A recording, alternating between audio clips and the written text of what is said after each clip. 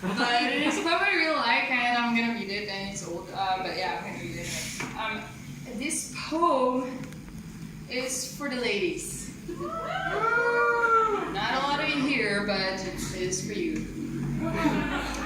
This is for the girls who have been told that have been told they were too big or too little. For the girls who have spent years trying to whittle at these feminine labels, the girls who carry barbels and those who wear them. This is for the girls who don't look like a girl, the ones who are too tall, too boyish, too thin, too mannish. This is for the gamer girls who aren't really gamers. The Twitter will mansplain it to you, PhD holders.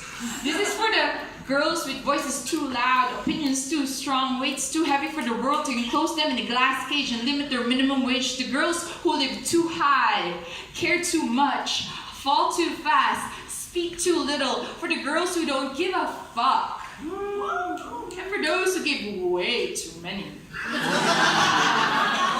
This is for the girls carving their bones into shields and building careers, for those breaking holes into their skin and filling themselves to the brim. We are the rejected batch of human clay who came to the party too late or popped in far too early and then went away. Our sensibilities far too sensible to wait for the day to see what happens to all the damn dinosaurs. God said we can only have a bone, a side dish remnant to hone ourselves from the so-called evolution of men. So we looked God in the eye and ran. We ran with it.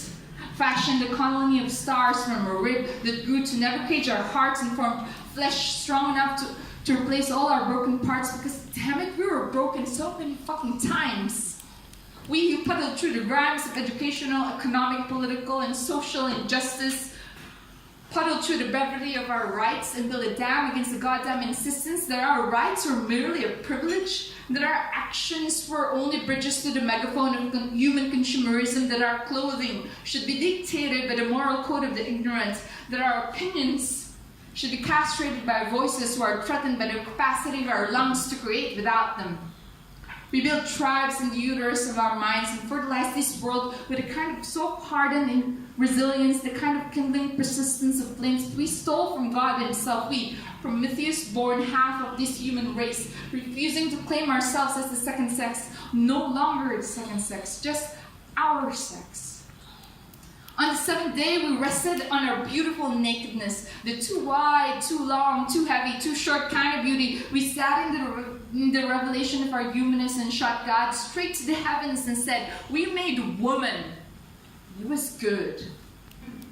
As it should be from the beginning of time, even though it took us a fine long while to get here. Yet we still fear the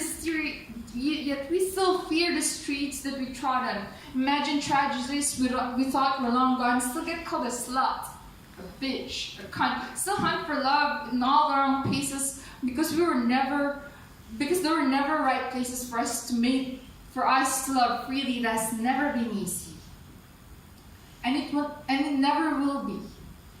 There will always be days when you will be too much of a woman.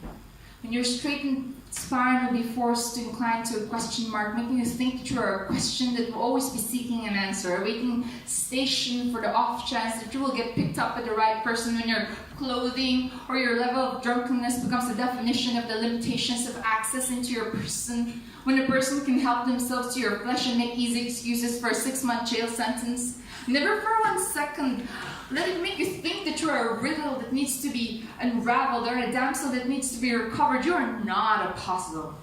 Not a damsel in distress, not a victim, not a Sistine Chapel, pristine chalk with all the self-absorbed, ignorant judgment of this world. You are a woman.